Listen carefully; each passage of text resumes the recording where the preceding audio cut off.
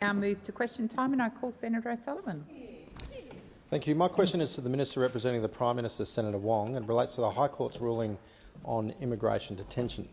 This morning, the Australian newspaper reported that one of the individuals released from immigration detention following the High Court's ruling last week is, quote, a violent sex predator with a record of attacking elderly women in their own homes, so chilling a judge branded him a danger to the Australian community. Today, the Guardian newspaper reported one of the detainees who was released was convicted of 2 counts of rape and 1 of sexual assault. The Guardian reports the offence occurred at the victim's workplace when he, quote, held the victim up against a shelf in a blind spot without cameras in a retail store about 4 p.m. on a Thursday afternoon. Last night, the Australian newspaper reported that one of those released was a person who was convicted of abducting a 28-year-old woman and, quote, fatally shooting her in a forest on the outskirts of Kuala Lumpur and blowing up her body with military-grade explosives. What other type of offences were committed by those who have now been released? Thank you, Senator O'Sullivan. Minister Wong. Thank you, President. I thank the Senator for his question, and I would make the point that the individuals who have now been released as a result of a High Court decision that the government took a different view on in terms of the submissions. We obviously expressed a different view. Those persons were obviously in detention at the time, and no action was taken by those opposite to remove them from Australia.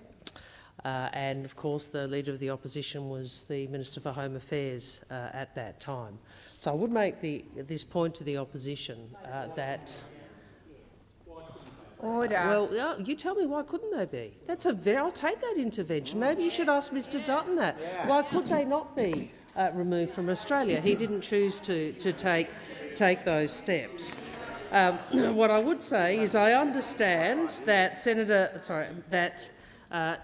Ms O'Neill and Mr Giles have today released a further statement in relation to community safety. We have ensured that ABF officials have briefed local, state and territory police on the possible implications of the case. Immediately following, so that was prior to the court's final hearing, immediately following the AFP Commissioner briefed in person the Police Commissioner of every state and territory the outcome of the High Court's decision, including the expected number of individuals likely to be released by the High Court in each jurisdiction. On the 10th of November, Operation Aegis, which is a joint ABF, Australian Border Force and Australian Federal Police operation, was established, which is managing the overall response of federal agencies and state and territory police. This operation was established before any person, except the plaintiff, had been— Thank you, Minister. The time for answering has expired. Senator O'Sullivan, first supplementary. Thank you, President. I refer to the Leader of the Government's failure to answer a question from Senator Cash yesterday relating to the High Court ruling on indefinite detention. What are the consequences if one of the 80 people so far released under the High Court's orders violate the visa conditions the government has imposed on them? Can they be detained for breaching those orders, those conditions? Thank you, Senator O'Sullivan. Minister Wong.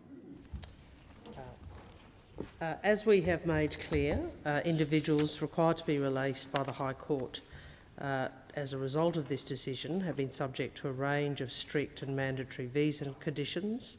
These conditions will include restricting the types of employment. Well, I would like to invite you, if you'd like to make a submission, make a contribution about what you would do faced with this High Court decision, bearing in mind that these people were in detention on your watch and no resettlement, removal from Australia was arranged. Such conditions will include, or can include, the restriction of types of employment requiring regular reporting to authorities and requiring released detainees to report their personal detail, including social media profiles, which are being actively monitored. In addition, the government has imposed daily reporting requirements for those with the most serious criminal history. This is in addition to any reporting requirements or orders imposed by state, federal or territory laws. Senator O'Sullivan, second supplementary. Thank you, President. Through you, Minister, your government has moved with lightning speed to release these individuals in advance of the High Court's reasons. Australia now need to live with this risk. but the community still has no idea what you're going to do to protect them. Why can't you tell us what concrete steps you are taking? Why are you so quick to release these detainees but so slow to protect Australians? Thank you, Senator O'Sullivan. Minister. Well, I noticed that the Shadow Attorney General says what a great question. Are you seriously saying? Is it really the opposition saying that they ought not comply with the decision of the High Court of Australia? Senator McKenzie. Are you seriously?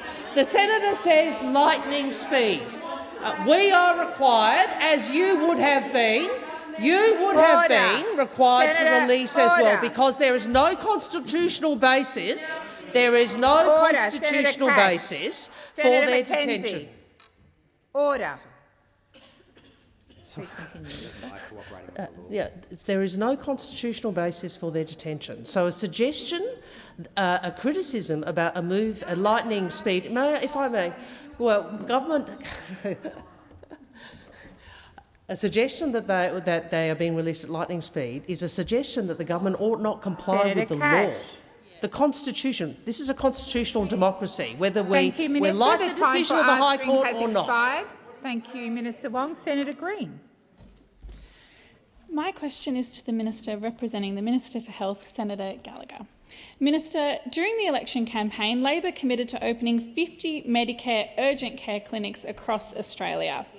With these urgent care clinics now being opened across the country, including yesterday a new Gold Coast clinic, could the Minister please update the Senate on how many clinics have been opened across the country, how many people are using the centres, and any examples of how these Medicare urgent care clinics are helping Australian families access urgent care when they need it? Thank you, Senator Green. Minister Gallagher. Thank you, President. I thank Senator Green for that excellent question about urgent care, Medicare urgent care clinics and how they are being rolled out across the country. I thank Senator Green for the question. The chamber, I will update the chamber to let them know that there are now 37 Medicare urgent care clinics now open, including the Gold Coast Medicare urgent care clinic, which opened yesterday. Excellent place. This is part of our commitment to roll out 58 urgent care clinics right around Australia.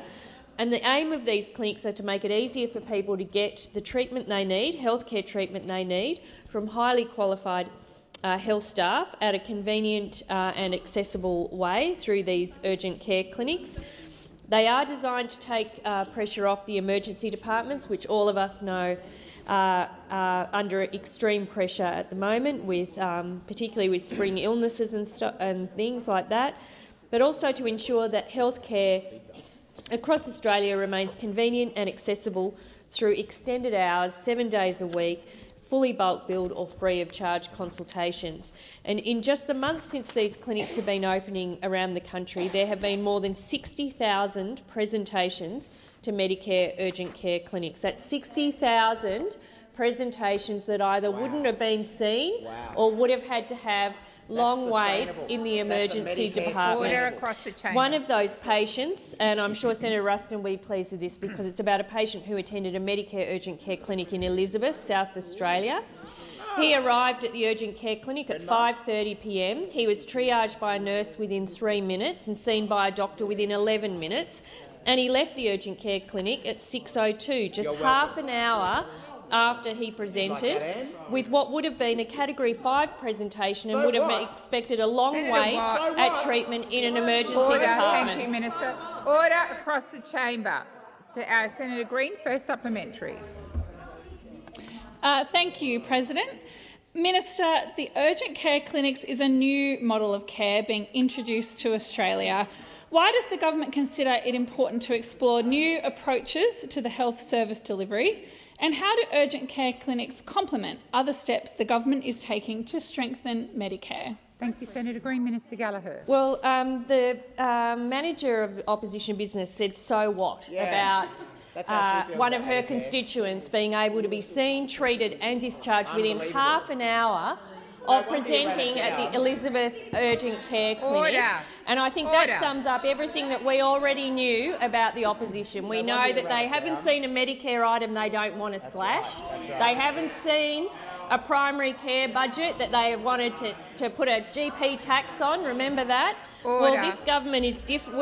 We are big supporters of Medicare. We invest in Medicare, and it is a new model of care, despite what those opposite are shouting.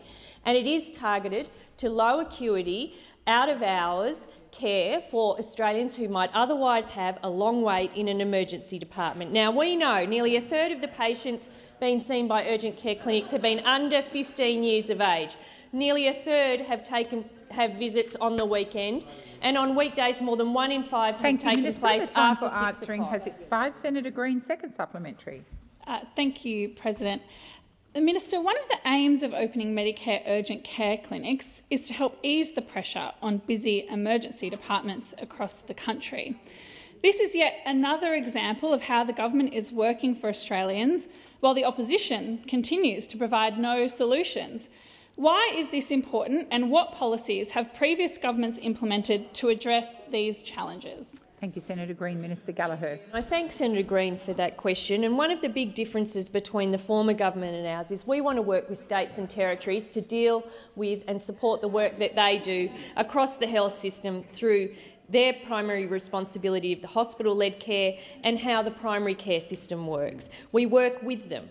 We cooperate with them, and we are happy to partner with them to make sure that Australians get access to the best type of health care in the most convenient and affordable way possible. That is what urgent care clinics do, and that's why you're all so quiet now, because you know they are very popular and they're delivering exactly what we set out to do. And it is in stark contrast, of course, to the approach taken by those opposite. We remember it was in Mr Dutton's days as a health minister. Remember, the worst health minister in the country, I think he was voted, when he cut $200 million on a national partnership in public hospital services that was explicitly there to reduce emergency department wait. You cut, we invest. Thank you, Minister. Senator Fawcett. Thank you, President. My question is to the Minister representing the Prime Minister, Senator Wong. Minister, yesterday you declined to answer whether the Prime Minister had spoken with representatives of Australia's Jewish community since the threatening events that occurred targeting their communities in Melbourne and Sydney over the weekend. I ask the question again. Has the Prime Minister spoken to representatives of Australia's Jewish community regarding those events? Minister Wong. Well, I can indicate that I have. And I can indicate to you, Senator Fawcett, and I will take on notice of whether or not the Prime Minister has had engagement since the weekend. But I would say to you, it is the case that Australia's Jewish community are deeply distressed. As I said this morning, there is a history, obviously, to the persecution of the Jewish people, and the October 7 attacks by Hamas was a day on which more Jewish lives were lost in a single day than in any day since the Holocaust. So that of itself is traumatising. And since then we have seen a rise in prejudice and hate. We've seen anti-Semitism on the rise. I would also say we have seen Islamophobia and other forms of prejudice also on the rise, hence my comments this morning about division. I think it is important to affirm in this place that we all stand against those forms of hatred. We all stand against anti-Semitism. And I would also repeat the comments I made, 2 days ago on Insiders. Australians have a right to feel and be safe. Australia's Jewish community has a right to feel and be safe. And as the Prime Minister has said as well, we are the protest or the events in Caulfield was the wrong thing to do, and I think other events have been intimidating. So I do understand why it is people feel distressed, and we need to affirm Thank you, Minister. our support for Senator that Fawcett, community. first supplementary. Thank you, Minister. You've just said that all Australians, including Australia's Jewish community, have a right to feel and be safe. They are expressing fears about displaying religious symbols, wearing religious garments, or even wearing Jewish school uniforms in public. So what specific measures has the federal government taken to alleviate these concerns, and has the Prime Minister spoken to state and territory premiers and leaders to coordinate measures to support Australia's Jewish community? Minister Wong. Thank you. In part, this is a legal framework question, which is obviously both federal legislation, including the Racial Discrimination Act, Section 18C, which had a history of in this place, but also it is an issue of state and territory laws and policing conduct. What I would also say, though, is part of how we affirm people's right to feel and be safe is also how we behave and what we say and do. And I acknowledge, despite our many political differences and his occasional criticism of me, the Leader of the Opposition in this place and the whole opposition that supported a bipartisan motion. I think that was very important. Minister, please resume your seat. Senator Fawcett. Just a point of order. The question was specifically, has the Prime Minister engaged with premiers and leaders of the territories to coordinate actions to support our Jewish communities? I believe the Minister is being relevant. Minister, we're at zero. Sorry, Senator Fawcett. Senator Fawcett, second supplementary. Thank you. Minister, the Prime Minister didn't convene a National Security Committee meeting immediately following the 7th of October terrorist attack by Hamas on innocent civilians in Israel. Will he now convene a meeting of National Cabinet to address the concerns of Australia's Jewish community about their safety and to secure a joint statement of all of Australian heads of government against anti-Semitism and in support of the rights of Australians in our Jewish community? Thank you, Senator Fawcett. Minister. Well, I would make the point the government has made commitments which go to social cohesion in a very short period after the attacks, including a grant or funds to the Executive Council of Australian Jewry and to similar funds to other communities affected, both in terms of support, security. There was also funding for targeted mental health and community support and wellbeing support, as well as I said, security measures. There was also funding for the protection of Australians from terrorist and violent extremist content online. So I would say to the Senator, we are open to discussions about how we can continue to support. Thank you, Minister. The time for answering has expired. Senator Faruqi. Thank you, President. My question is to the Minister representing the Minister for Housing today, Senator Gallagher.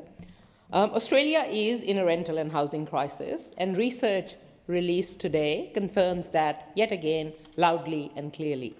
A person on JobSeeker with a mere $22,000 in income is forced to spend at least 78% of their income to rent a one-bedroom apartment in any capital city, and 100% of their income on rent in Sydney, Melbourne, Brisbane, Perth and Canberra.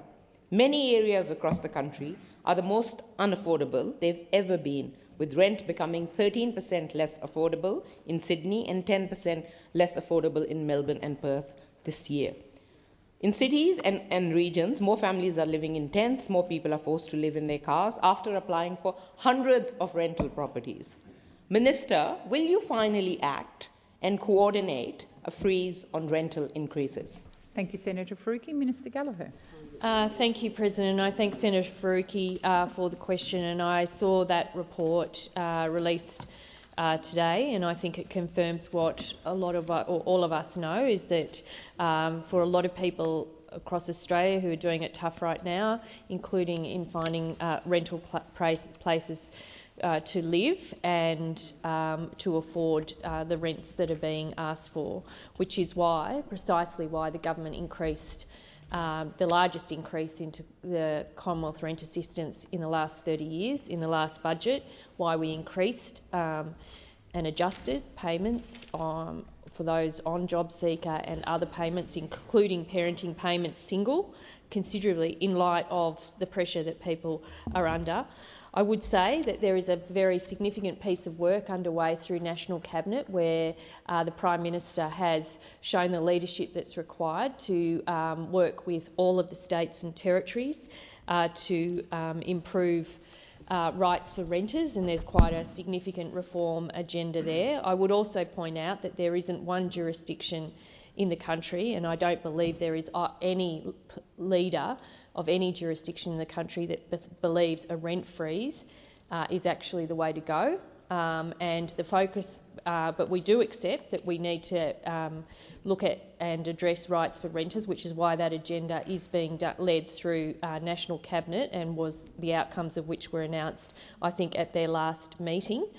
But in terms of the dealing with the underlying issue here, which is supply. Talk to anybody in the industry, whether it be in the community sector, whether it be in the housing sector, whether it be in the construction sector. The issue here is supply, and as senators know, we have an extremely ambitious agenda around generating supply of housing across the country. Senator Faruqi, first. Thank you, President. Minister, while thousands of Australians are struggling to afford to keep a roof over their heads, why is Labor's position that rents should go up indefinitely? Thank you, Senator Faruqi. Minister Gallagher. It's not Labor's position. That is you asserting that is Labor's position, but that is not Labor's position. And as I said, no state or territory supports rent freezes. Well, that is the position, nor do experts in the housing market, including National Shelter. None of them support a rental freeze. Our policies are around boosting supply of all housing to make it easier to buy or rent. An independent analysis of our supply plan by the Grattan Institute found that it could put significant downward pressure on rents, saving renters billions over the next decade.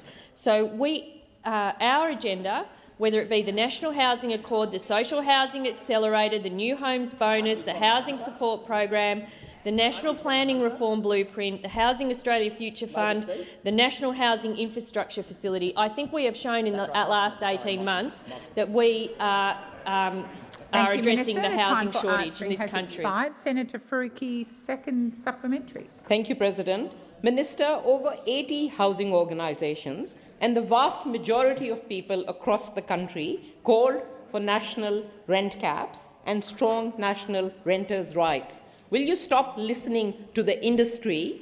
And why is the government ignoring the calls of housing experts and the Australian public to implement a freeze and a cap on rental increases? Thank you, Senator Faruqi. Minister Gallagher. I refer you to my previous answer, but I would say there is something constructive the Greens political party could do on this area, and that is to stop running the campaigns they are in their own electorates against the supply and new supply of affordable housing. For example, the member for Griffith is campaigning against a plan to build an aged care facility in his electorate. Rather than allow 220 aged care patients to get treatment, he wants the space used as a park. The member for Ryan is campaigning against a plan to subdivide an old chicken farm into 91 new homes, again arguing against this development. And we even have the lead member for Melbourne, Adam Bant, also arguing against one of the new social housing accelerator programs in Carlton. That is an area, I think, where we could all work together to support the increase of supply of housing to put downward pressure on rents. That is something that this chamber could support. Thank you, Minister. Senator Pratt. Thank you, President. My question is to the Minister representing the Minister for Skills and Training. Upon the election, the Albanese government inherited a massive skills deficit holding our economy back.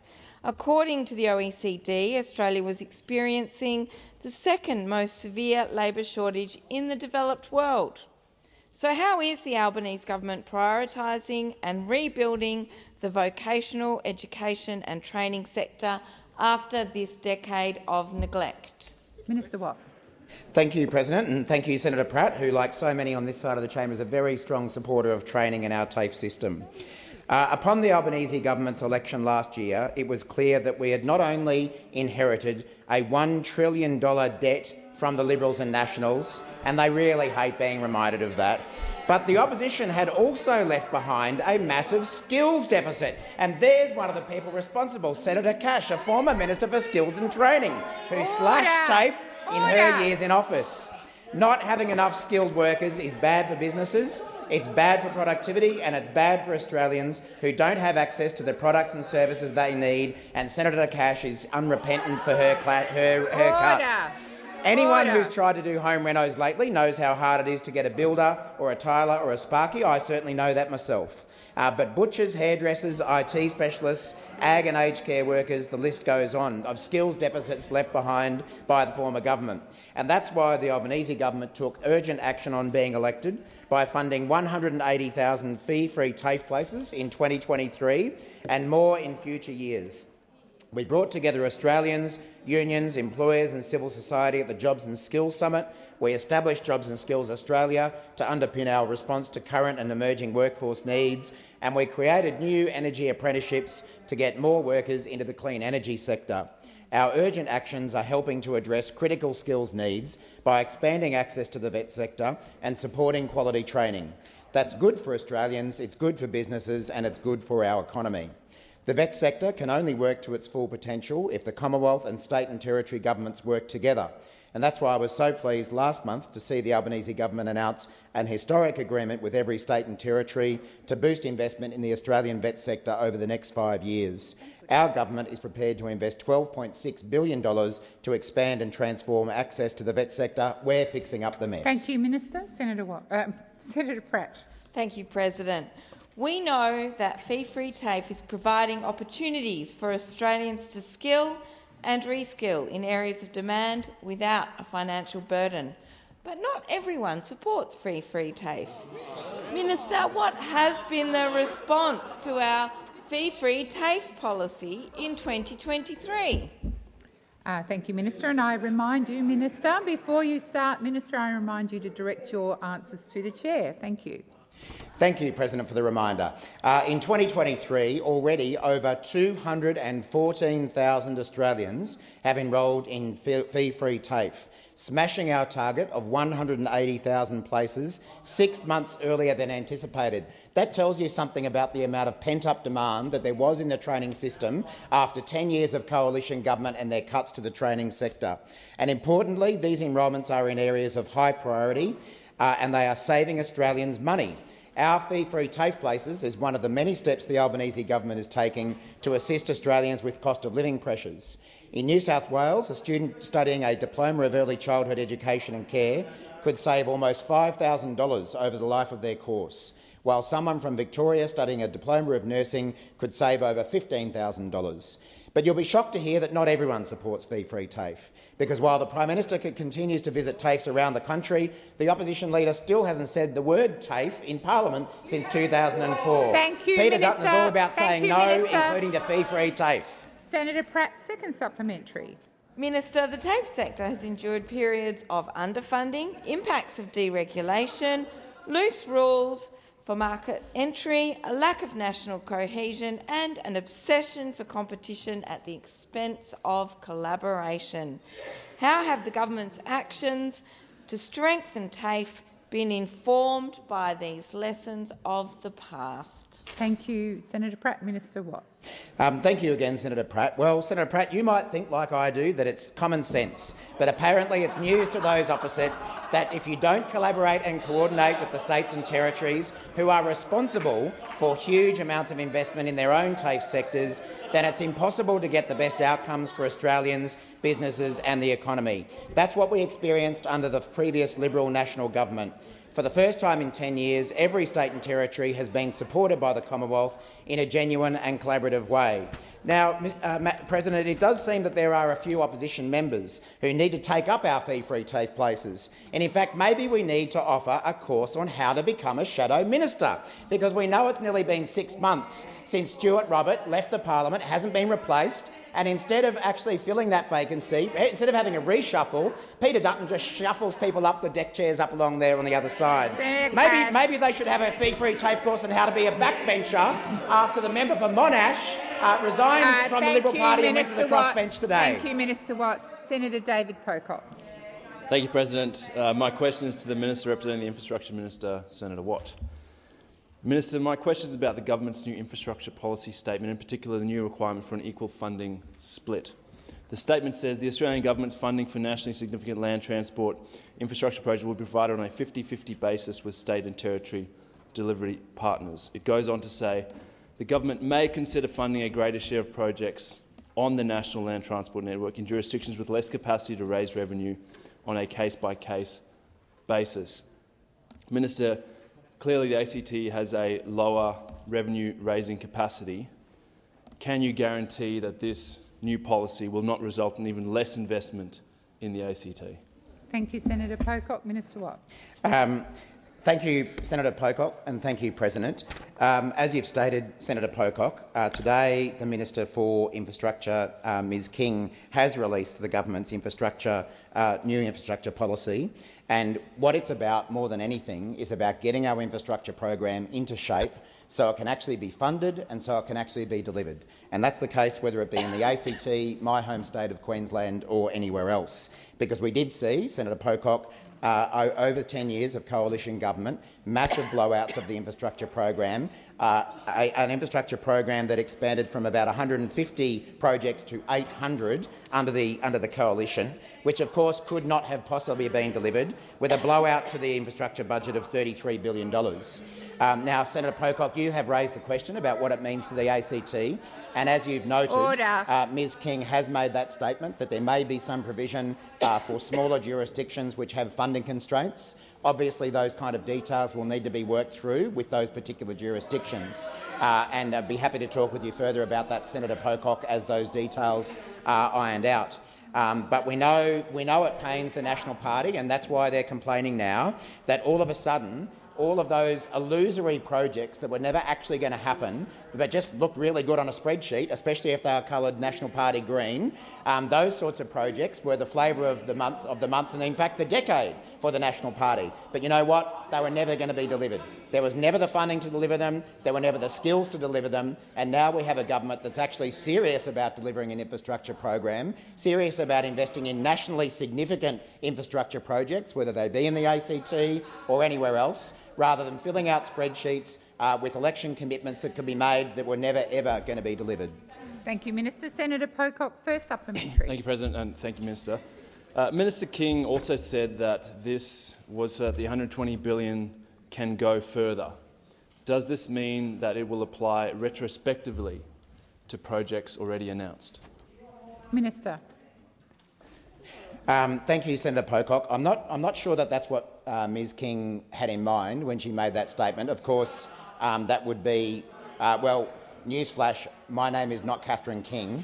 I can't predict exactly what is in her mind when she's making statements. Order. But what I would hazard a guess that what she meant by that, Senator Pocock, was that the move towards 50-50 funding, the move back towards the traditional 50-50 funding, would actually mean that states and territories in joining those projects could expand the value of those projects all up. So, to give you an example from my state, the Commonwealth Government has committed $10 billion in funding to the Bruce Highway. That funding remains in place. Under the old funding model, Queensland would have put in $2 billion to take it to a total of $12 billion. Now they would take it to $10 billion to a total value of $20 billion.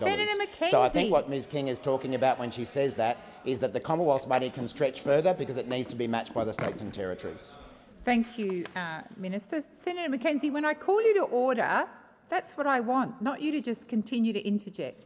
Senator Pocock, second supplementary. Thank you, Minister. Minister, was the ACT government consulted in the development of this policy, and what impact will it have on current infrastructure funding commitments in the ACT, from light rail to road funding? And will any ACT projects be axed in the coming round of cuts? Minister Watt. Senator Pocock, I am aware that Ms King and her officials and quite possibly other members of our government have spoken to all states and territories in the preparation of these statements. And I think that if they're being honest, all states and territories recognise that there are serious capacity challenges with the delivery of an infrastructure program that was never able to be funded, that never had the skills and the supplies necessary to deliver it. So all governments, federal, state and territory, are having to take a look at their infrastructure program to see what can be funded in the current environment without fuelling inflation and to see what can actually be delivered rather than just being put onto a press release. In terms of the ACT, Senator Pocock, you're probably aware that in this year's budget, led capably, I might say, by the Senator for the ACT, Senator Gallagher, who's always standing up for the ACT. In this year's budget, the Australian government committed $476.4 million towards major infrastructure projects in the ACT over the 10 years from the 23-24. That funding remains in place. Thank you, Minister. The time for answering has expired. Senator Van. Thank you, President. My question is for the Minister for Foreign Affairs, Senator Wong. On October 7, Gaza erupted when the Hamas terror group rained terror on Israelis. Over 200 people were abducted by Hamas and other terror groups and more than 1,200 killed. Can the Minister provide the Chamber with the latest and accurate statistics, specifically the number of individuals abducted by Hamas, the current status of those hostages and the total number of fatalities resulting from the terrorist attacks? Minister Wong. Thank you, Senator Van, for the question, and and thank you for giving us a little bit of notice of some of the issues so that I could get some further details. Obviously, in relation to the first part of the question, the United Nations has reported that 1,200 Israelis have been killed in the conflict since October 7. The vast majority of these Israelis were killed in the horrific events of 7 October. As I said, biggest loss of Jewish life on any day since the Holocaust. And of course, we condemn these terrorist acts unequivocally. They cannot and should not be justified. In relation to hostages, I understand that the IDF has stated that the number of hostages still held captive is approximately 240, and I again reiterate our call, along with the international community, for the immediate and unconditional release of all hostages. I'm advised that UN reports that more than 11,000 Palestinians have been killed in the conflict. This is a deeply distressing time for many in Australia, as we have talked about a number of times today. Distressing for our Jewish community, who lost loved ones in the abhorrent attacks by Hamas. Distressing for members of our Palestinian community who have lost loved ones in the conflict that has followed, and for many more who feel deeply about this issue. I again say we have our first priority in this crisis must be to seek to keep our country unified. It has also been to assist Australians abroad, and I have previously spoken in this chamber about the return, ensuring that repatriation flights were arranged. Australia will continue to work with other countries that have influence in the region to prevent the conflict from spreading. Senator Van, first supplementary. Thank you, Minister. Could you provide a comprehensive overview of Australia's humanitarian aid to Gaza, detailing the amount, delivery methods and organisations involved? Could you also confirm whether the International Red Cross has been granted access to the hostages and how our aid is being effectively utilised in the context of this conflict? Thank you, Senator Van. Minister Wong. I describe the humanitarian situation in Gaza as dire and catastrophic, and human suffering in Gaza is widespread. We announced early on in this conflict an additional $25 million in humanitarian assistance through trusted partners to address essential needs in Gaza, Lebanon and Egypt. This includes $9 million through the ICRC, International Red Cross and Red Crescent movement, $13 million to provide support through UN agencies such as UNICEF, the UN Children's Fund and the UN Population Fund, and $3 million to respond to emerging humanitarian needs as a result of the conflict. I've also engaged with the ICRC. We have engaged with the ICRC and other UN agencies, and the government is willing to consider further requests. Some 981 trucks with humanitarian aid have entered Gaza since the 21st of October. Prior to this conflict, an average of 500 trucks per working day entered Gaza, which shows the dire humanitarian situation. Senator Van, second supplementary. Thank you, Minister. Could you advise what efforts are being undertaken by the Australian intelligence agencies to investigate and identify any foreign interference that may be contributing to the increasing number of horrific anti-Semitic campaigns across our media? Thank you, Senator Van. Minister Wong. Thank you. I would say first, obviously we don't comment on intelligence, but you would have seen public statements which have been made by some of our respected leaders in the intelligence community about the importance of social cohesion. And as I said earlier today, that we must all work to maintain respect for each other's humanity. We have seen a disturbing rise in anti-Semitism, and that must be called out. It is abhorrent, and it has no place in this country. There is no place for prejudice, anti-Semitism, and no place for Islamophobia in Australia. In response to Senator Fawcett, spoke about some of the support the government has given, including for security, as well as mental health support and other support for communities, including the Jewish community and members of the Islamic community. Oh, sorry, Minister, the time for answering has expired. Senator Van... No, beg your pardon, sorry. Senator Lambie. Thank you, Madam President. My question is to the Minister representing the Minister for Employment and Workplace Relations. Yesterday, Minister Burke, while blocking the 4 closing loopholes bills the Senate passed last week, accused the Senate, along with members in the other place, of playing, and I quote, delaying games, end quote. Meanwhile, he has put the bills to the bottom of the business paper, giving them the lowest priority. The Minister, instead of putting his big boy pants on and taking ownership of these bills, has chosen to block the passage of bills that would give federal first responders easier access to PTSD diagnosis, stop discrimination in the workplace of victims of family and domestic violence, bring silica into line with asbestos, enable redundancy payments for workers of large businesses that are facing insolvency. Minister, why won't this government recognise that these bills were your bills, and that they were good bills, and that they had great capacity to help some of the most vulnerable Australians that we have out there? Thank you, Senator Lambie. Minister Watt.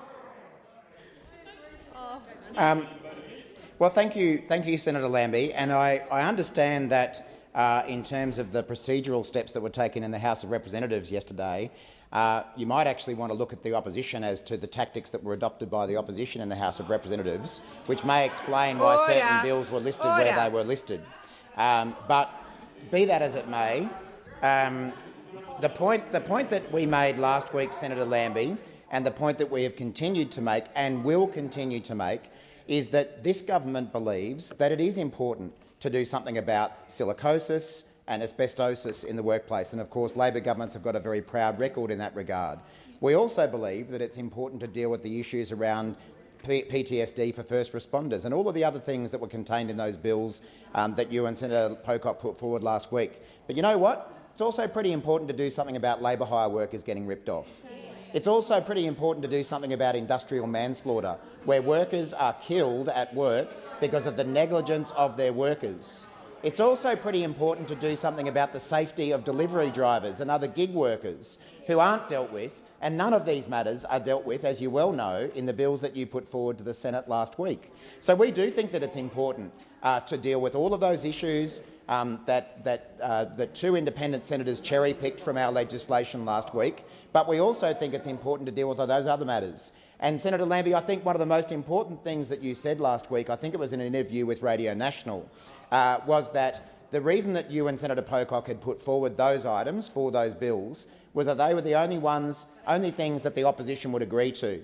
So what that means, Senator Lambie, and thank you for informing the Australian public, is that the opposition would not support provisions to deal with wage theft, to deal with industrial manslaughter, to deal with labour hire workers getting ripped off, to deal with delivery drivers getting bad safety. So it's an absolute disgrace that the opposition won't back those matters. Thank you, Minister Watt. The time for answering has expired. Senator Lambie, first supplementary. Instead of passing these bills, their own changes to law, the government is choosing to lump them into very complex and very contentious legislation. Laws that go to changes to casual employees, the gig economy and the right of entry for union delegates, all this in an economy that is tanking. Minister, do you recognise that by passing the 4 bills, the Senate crossbench was helping the government to do its job, that is to make legislation better, something this government struggled to do all last weeks? Thank you, Senator Lambie. Minister Watt. Well, Senator Lambie, I guess we have to respectfully disagree with you on this, and I respectfully disagree that removing provisions from legislation or leaving them out that deal with and make it a criminal offence for employers to deliberately steal wages from their employees, I don't think that's making legislation better. I don't think that removing provisions or not including provisions that hold employers responsible for their negligence, which leads to the death of workers at work sites, I don't think that's making legislation better. I don't think that's helping the government, and I don't think it's helping workers either. And Senator Lambie, I don't think there is anything complex about making it a criminal offence for employers to deliberately steal wages from their workers. If a worker steals from their employers, they are rightfully charged with theft. But the law that, as it stands in Australia at the moment, means that an employer can deliberately steal wages from their employee with no criminal punishment at all. I don't think that's a complex matter. Senator Lambie, second supplementary. In the Closing Loopholes Bill, right of entry for unions is set to begin on the 1st of January 2024 in 6 weeks. The rest of the changes are due to start no earlier than the 1st of July next year. Why does this government think it is more important to give unions right of entry before granting first responders easier access to PTSD, stopping discrimination in the workplace for victims of family and domestic violence, and bringing silica into line with asbestos, not to mention manslaughter charges, and making redundancy payments available to workers of large businesses that have shrunk? Thank you, Senator Lambie. Your time has expired. Minister Watt. Well, Senator Lambie, again, I have to respectfully disagree with you. Senator Lambie. The result of your decision, Senator along with Senator McKenzie. Pocock's last week, to cherry-pick aspects of this legislation means that none of those matters will be Senator dealt with. O'Sullivan. They could have been legislated this year in combination with all of the other matters that the government put forward in our legislation, like criminalising wage theft, like doing something about industrial manslaughter, like Senator protecting delivery Lambie. drivers and other gig workers when they're at work, And like Senator supporting the rights of McKenzie. casual workers. And I dare say, Senator Lambie, there's a few of those kind of workers up in the northwest of Tasmania. I certainly know Senator Urquhart has been standing up for those workers, people who are getting ripped off at work, and unfortunately, with the approach that was taken by the Senator crossbench last McKenzie. week, those rights are not going to be observed anymore. These issues could have been dealt with this year. In totality, we could have done all of the things that were included in your bills, along with protect workers from all those other rorts. Unfortunately, you teamed up with the coalition and now none of it will happen. Thank you, Minister. Order across the chamber. Senator Davey. Order. Order. Senator McKenzie. I've called you about 4 times today. When I call you, I expect silence, and the same goes to you, Senator Lambie. I called you to order and you continue to shout out. Both of you were being disrespectful. Senator Bilyk. Thank you. My question is to the Minister representing the Minister for Housing and Minister for Homelessness, Senator Gallagher.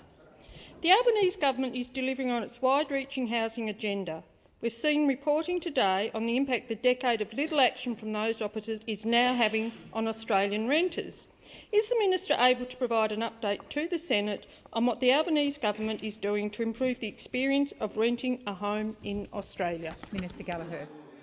Thank you, President. I thank Senator Bilyk for the question and for the work that she does in Tasmania in supporting access to housing and campaigning for a better deal for Australians in access to the supply of social and affordable housing, and also for those who are renting.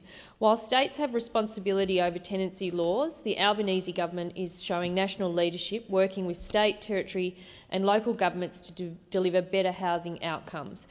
We were elected with an ambitious housing agenda to ensure more Australians have a safe and affordable place to call home, and part of that agenda includes the steps we're taking to strengthen renters' rights. We're delivering changes to make a real difference to the almost 1/3 of Australian householders who rent. In August, National Cabinet agreed on a better deal for renters, and states are now working on improving rental regulations in their areas, with 9 agreed actions they are progressing to improve conditions for renters, including changes like developing a nationally consistent policy to implement a requirement for genuine reasonable grounds for eviction, making rental applications easier and better protecting renters' personal information, and improving protections for tenants experiencing domestic or family violence. We're also providing the 1 million households who receive Commonwealth rent assistance with improved support by increasing the maximum rate of this payment by 15% in the last budget. This is the biggest increase in CRA in over 30 years.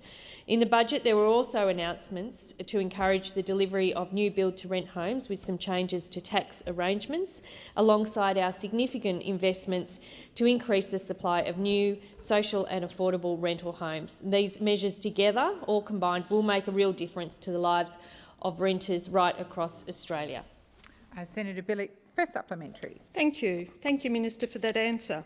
It's encouraging to hear that the Albanese government is showing national leadership in strengthening renters' rights. Can you provide more information to the Senate on the work the government is doing to deliver on its ambitious housing reform to improve the supply of more affordable rental housing for Australians? Thank you, Senator Bilyk. Minister Gallagher. Thank you, President. I thank Senator Bilyk for the question. I also want to take the opportunity to acknowledge the work of Minister Collins in this area, who has been working tirelessly over the last 18 months, fellow Tasmanian, to deliver on this reform agenda. With every step of our agenda, we're improving access to safe and affordable homes for Australians. To name just a few measures, they are the $10 billion Housing Australia Future Fund, the $2 billion Social Housing Accelerator, the $2 billion in additional financing for community housing providers, and the $1.7 billion one-year extension to the National Housing and Homelessness Agreement. We're also seeing homes under construction thanks to the $575 million we've unlocked from the National Housing Infrastructure Facility, and we've recently committed a further $1 billion to this facility to deliver even more homes. Thank you, Minister. Senator Bilyk, second supplementary. Thank you, President. And thank you, Minister, for providing more information. As the duty senator for Minister Collins, I'm very aware of how much work she's put into it. In addition to boosting the supply of housing and supporting protections for those who are renting a home, what is the Albanese government doing to support more Australians to move into home ownership? Minister Gallagher. Thank you very much, and I thank Senator Bilyk for the question. So, since the election, the government has now helped more than 73,000 Australians into their first home, including more than 10,000 Australians in regional Australia through the Regional First Home Buyer Guarantee. We introduced the Regional Guarantee in October last year, 3 months ahead of schedule, and made significant expansions to the wider Home Guarantee scheme just a few months later.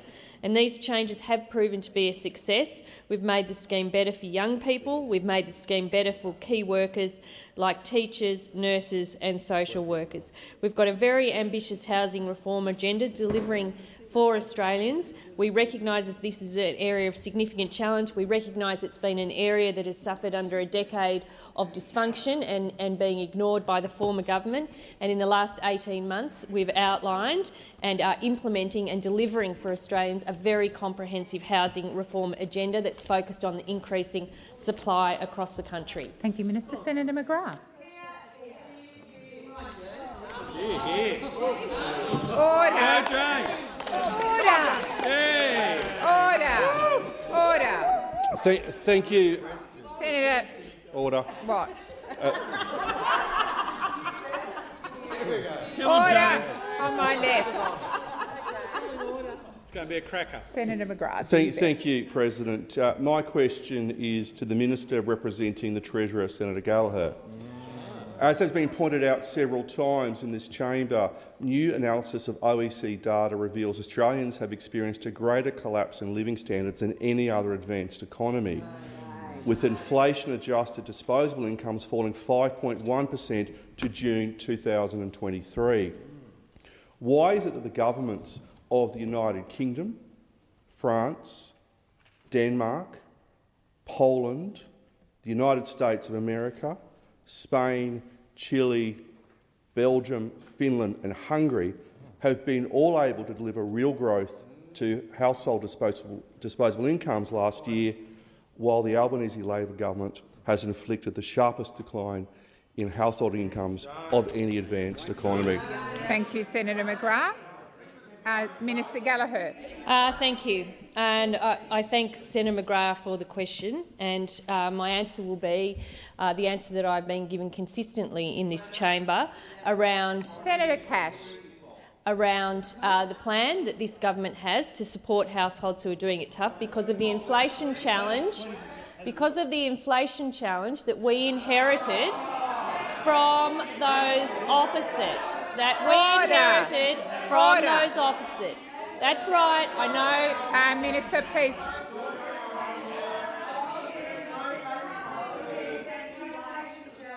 I have called you to order. I should not have to keep repeating myself.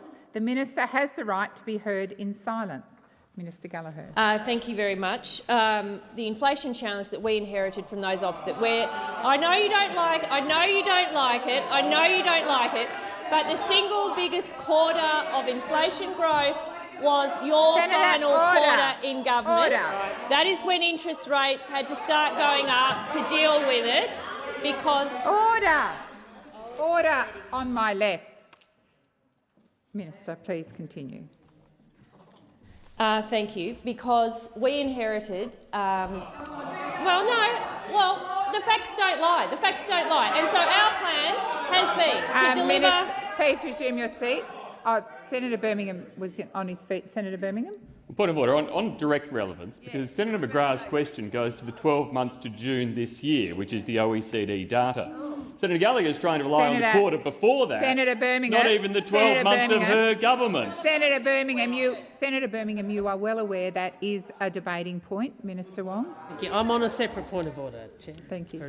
I will just make the point that you have called for order quite a number of times, and the opposition is completely ignoring it.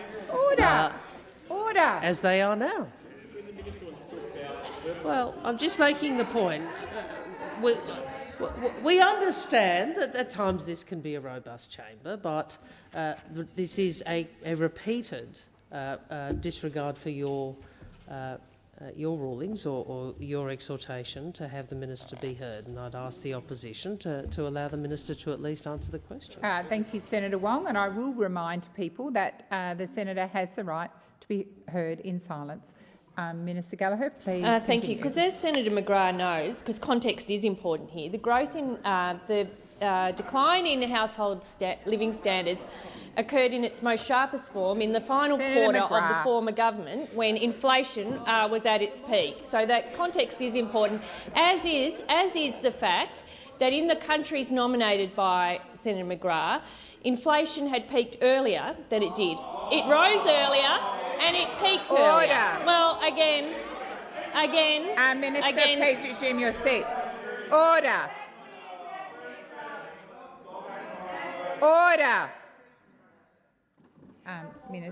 Just a moment. Minister, please resume your seat. Senator Cash, I just called the chamber to order, and the minute the minister got to her feet, you started interjecting again. So when I call the Senate to order, it does include you, Senator Cash. Minister. Thank you. And in many of those countries, inflation peaked higher than it did in Australia, but it certainly peaked earlier. And so it would make sense that our return to get inflation back to a target range will be later than those other countries. However, so they're the facts. It doesn't change our plan. Cost of living relief, getting the budget in better shape and making investments in the productive capacity of the economy. Thank you, Minister. Senator McGrath, first supplementary. Senator Watt. Minister, you stated yesterday, and I quote, "The inflation challenge is the biggest challenge that we are focusing on in the economy. It's staying higher than we would like for longer than we would like." End of quote. Is inflation today higher than you planned for when you delivered the budget in May? Minister Gallagher. Thank you. Well, I don't have the budget. I don't have them within the minute that it would take to retrieve, but I do note that the RBA, in their statement on monetary policy, have updated their forecasts. It is largely in line. In my recollection, it's largely in line with the Treasury forecast as at budget time. Order. Senator Hume. That is what the Treasurer has advised the community. If there is anything further, I will update. But it is staying higher than we would like for longer than we'd like. I don't think anyone has made any pretence about that. And so the job we have to do is roll out the cost of living, not get distracted by the shouts of irrelevance over there, the shouting irrelevance that you have become, but to stay focused on what we need to do, which is roll out cost of living relief, get the budget in better shape, and make those investments in clean energy, skills and housing. And that is what we are focused upon. Thank you. Senator McGrath, second supplementary. Thank you, President. If inflation is staying higher than you would like, for longer than you would like, in excess of your budget plans or forecasts, what new plans or actions is the Albanese government taking to stop the freefall in Australian household incomes? Minister Gallagher. Thank you. Well, as I've said, it remains largely in line with Treasury forecasts. That, as I have advised in my previous answer, so what we are doing. In your seat. Order. Minister, please continue. So what we are doing is rolling out our cost of living relief, most of which you opposed, getting the budget in better shape, again, fixing the mess that we inherited from you, in finding real savings and banking revenue, delivering a surplus. Remember, you printed the mugs. We actually delivered one. You had the mugs back in black that had to get secretly put to one side and hushed and put away very quickly. We actually delivered the first surplus in 15 years. These are all things that materially help put downward pressure on inflation. And as the ABS data showed last month, our measures that you voted against actually took 0.5% off CPI for that quarter. That is what we are doing. We are working in line with the bank to get inflation back towards its target rate. Senator Wong. I ask that further questions be placed on notice.